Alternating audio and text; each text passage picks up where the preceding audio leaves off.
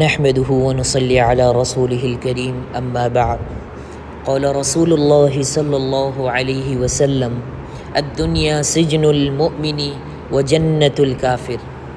رسول اکرم صلی اللہ علیہ وآلہ وسلم نے ارشاد فرمایا، دنیا مومن کے لیے قید خانہ ہے اور کافر کے لیے جنت ہے۔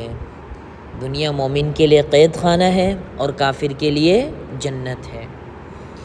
آج کی اس حدیث میں آپ علیہ الصلاۃ والسلام نے یہ بیان فرمایا کہ دنیا کی زندگی مومن کے لیے قید خانے کی مثل ہے۔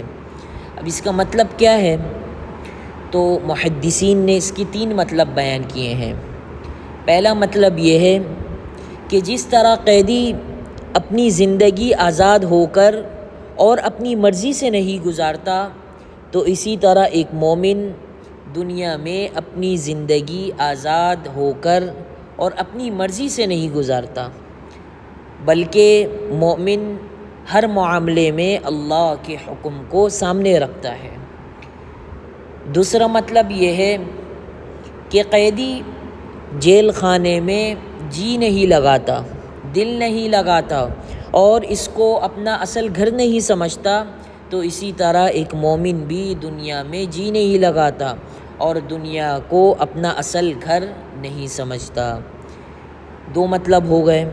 تیسرا محدثین نے اس کا ایک یہ مطلب بھی بیان کیا ہے کہ جب مومن جنت میں داخل ہو جائے گا اور وہاں کی نعمتوں کو دیکھے گا تو اس کو اس وقت یہ دنیا قید خانہ معلوم ہوگی۔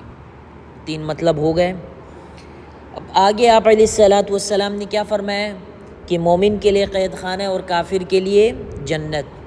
اب دنیا کی زندگی کافر کے لیے جنت ہے، اس کا کیا مطلب ہے؟ تو اس کے 2 مطلب بیان کیے ہیں۔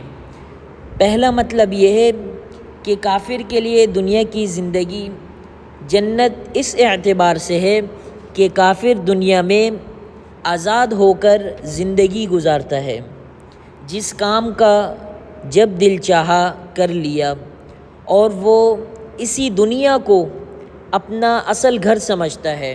جس طرح مومن جنت کو اپنا اصل گھر اور مسکن سمجھتا ہے، اسی طرح کافر دنیا کی زندگی کو اپنا اصل گھر سمجھتا ہے اور جس کام کا دل چاہا فوراً کر لیتا ہے۔ اس لیے دنیا کی زندگی کافر کے لیے جنت ہے، کوئی پابندی نہیں ہے کافر کے لیے۔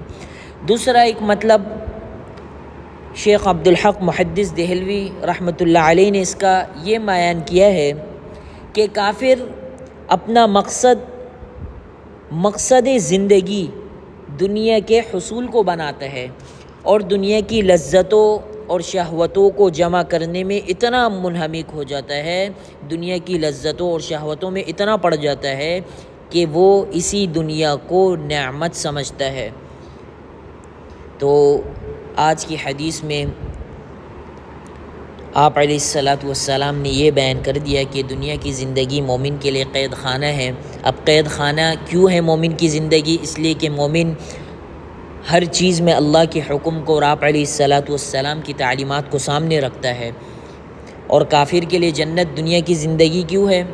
اس لیے کہ کافر کا جس چیز کا جب دل چاہا کر لیا، کوئی پرواہ نہیں، اور کافر دنیا کی نعمت کو اور دنیا میں رہنے کو اپنا اصل گھر سمجھتا ہے، تو اس لیے کافر کے لیے جنت۔ تو اللہ تعالی ہمیں ان حدیث پر عمل کرنے والا